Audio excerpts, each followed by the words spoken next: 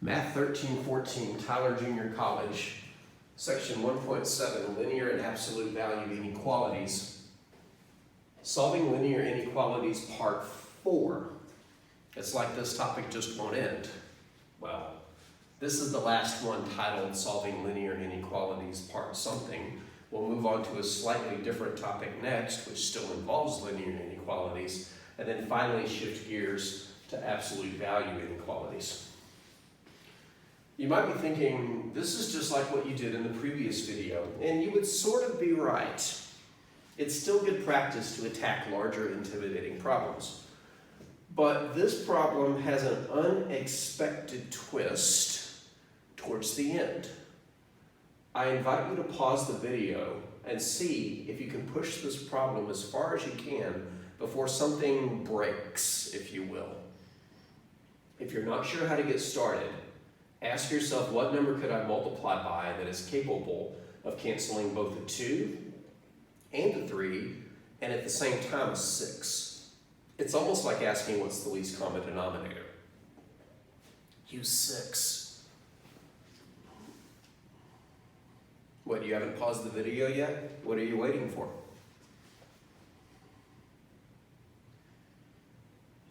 Okay, either you paused it and tried it, or you're just watching me turning my head back and forth.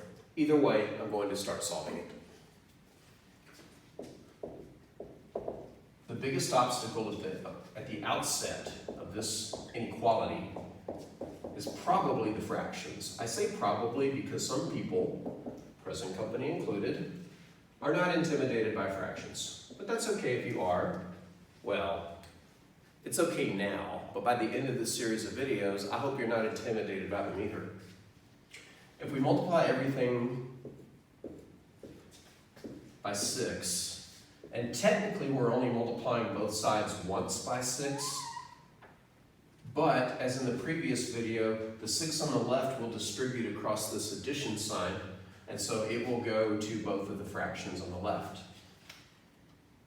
And let's cancel what we can and see what's left. On the first fraction, 6 divided by 2 is 3. On the second fraction, 6 divided by 3 is 2. And on the last fraction, 6 divided by 6 is 1, but writing the 1 isn't necessary because we're multiplying by it. 1 times anything is itself. So let's see what's left over after multiplying by 6 and canceling the fractions.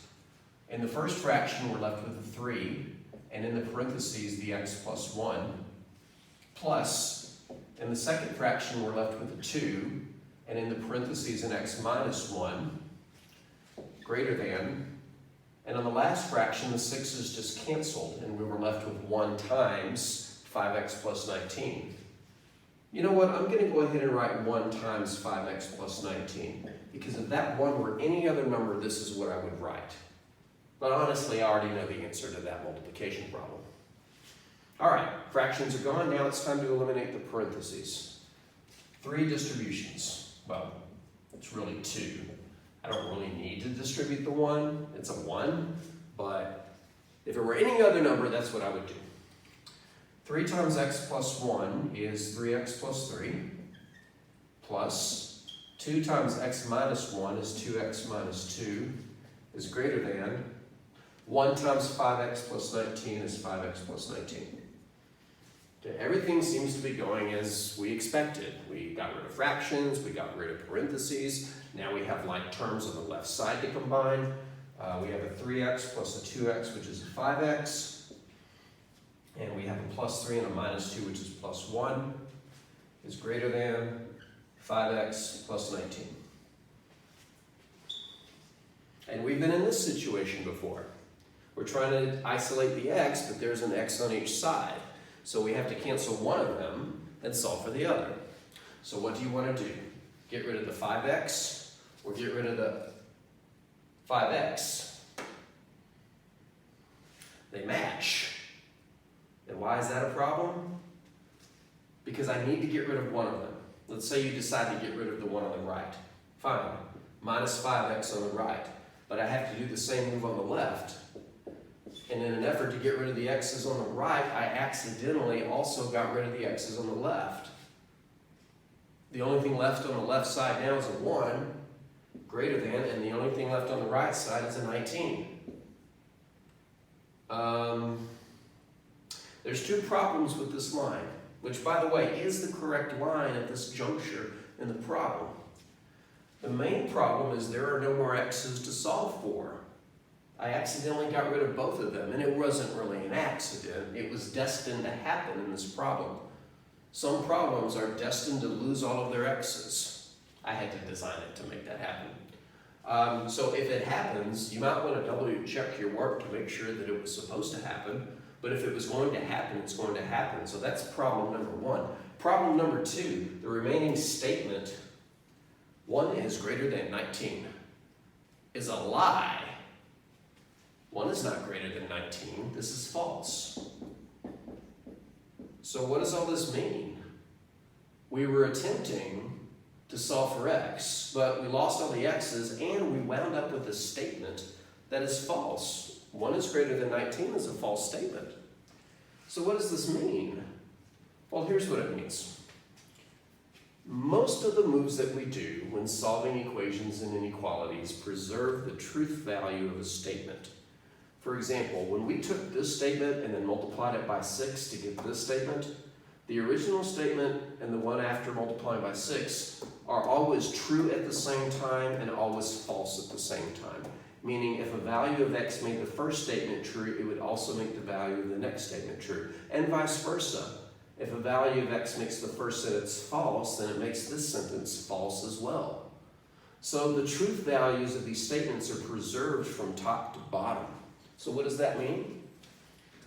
The bottom statement is false, no matter what x equals. No value of x will make this true, so every value of x makes it false. If I say the exact same thing all the way back up, this statement is false. No value of x will make it true. No matter what value of x we substitute in there, it will make this thing false. So what does this mean? This means that this inequality has no solution.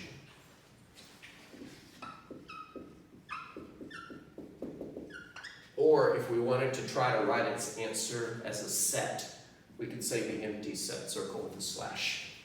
So here's what I want you to take away from this problem. If, comma, when solving an inequality,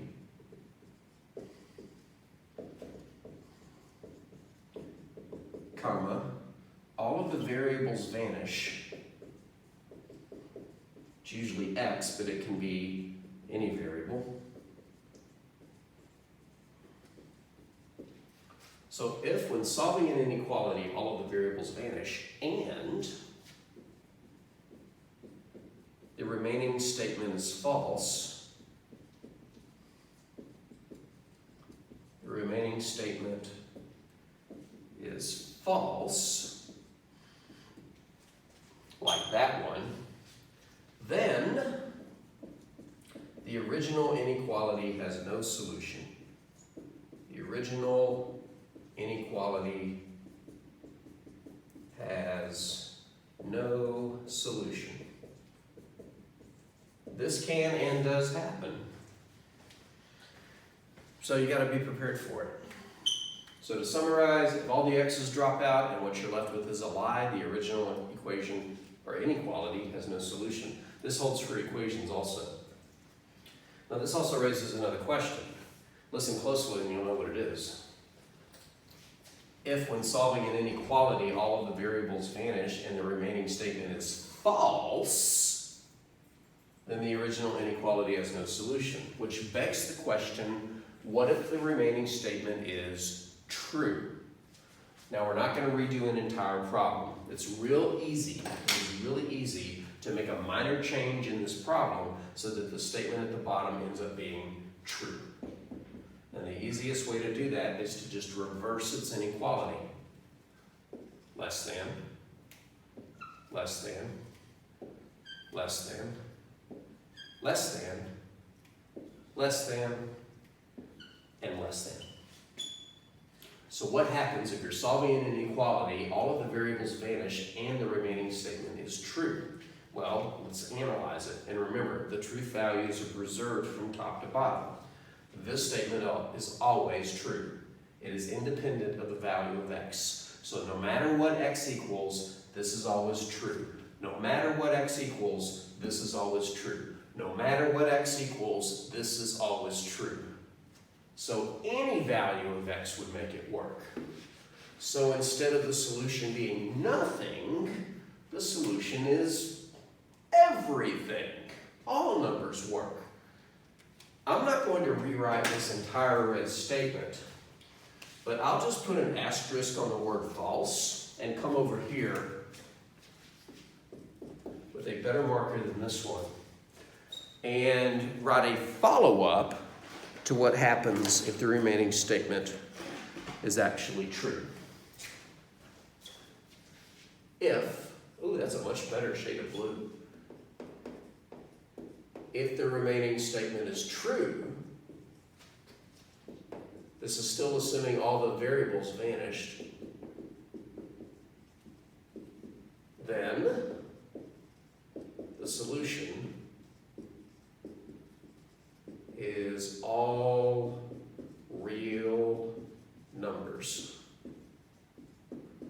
Or the interval for all real numbers. Imagine shading the entire number line. Where does it start on the left? Negative infinity. How far does it go to the right? Positive infinity. And infinities always get parentheses. So if you're solving an inequality and all the variables vanish, one of two things happens. Either nothing works and there's no solution, or everything works and the solution is all real numbers.